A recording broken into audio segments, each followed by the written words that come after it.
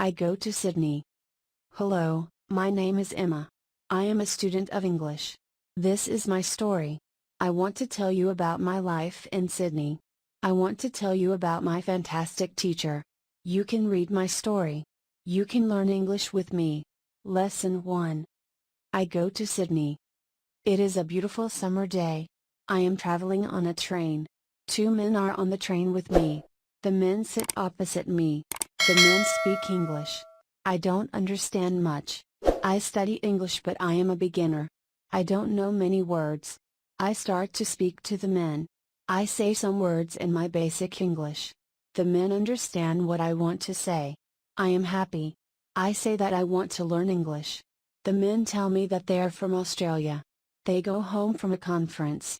Our conversation is 10 minutes long. The next station is my station. I say goodbye. The men give me their address and phone number. They tell me that I can visit them in Australia. Then we say goodbye. After this meeting, I work on my English every day. I translate texts and I watch films in English. In 6 months, my English is much better. It is good but I want to know more. I go to Sydney. I want to study English in Sydney. When I am in Sydney, I go to a school. My first lesson is on Monday. I meet my teacher and other students in the class. My teacher is a young man. He is very nice. We say our names.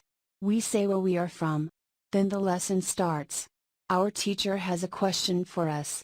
He wants to know how we study English. Our teacher says that he can teach us a very effective method to learn English. This method is very simple. Our teacher tells us that we don't have to study, we don't have to read textbooks, but we have to use English a lot. It is very good for me. I don't like studying and I don't like textbooks. Then we speak about what is important when we learn a new language. Our teacher tells us, we need languages for communication. Languages help us say ideas and understand ideas. So when you learn a new language, the best method is to use the language for communication. And this is what we will do in our course. We will speak a lot. Many students try to remember new words. They also study grammar rules. And these students don't use English for speaking. They study about the language but they don't use the language. Of course, you need to learn new words and new grammar. But you don't have to study them. In this course, I want to show you a very simple and effective method how to learn words and grammar. I like what our teacher says. Our lesson continues. We speak about our hobbies and what we do in our free time. We speak in pairs or with our teacher. We speak all the lesson. I like it. I am really happy. This system of learning is very good for me. After my first lesson, I decide to explore Sydney.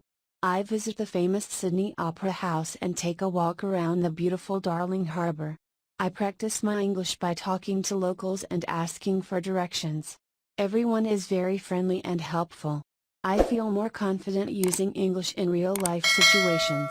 In the evening, I return to my accommodation and review what I learned in class. I write a journal entry in English about my day.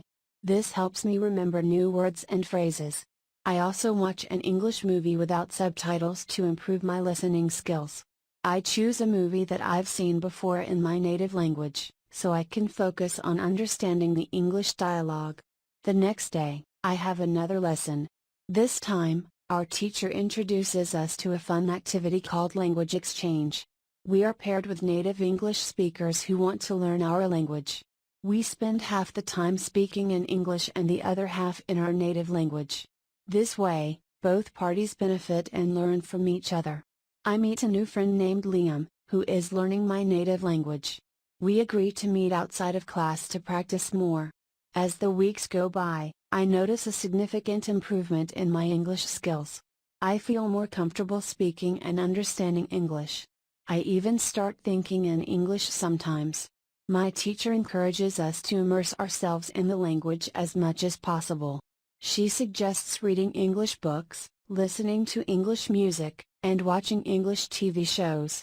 One weekend, I join a group of students on a trip to the Blue Mountains. It's a beautiful place with stunning views and lots of opportunities to practice English. We hike, take photos, and chat in English the whole time.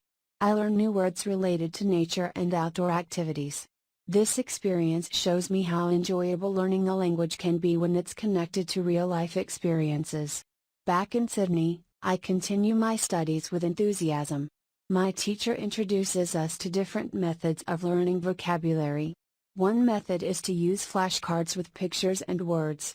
Another method is to create mind maps with related words and phrases.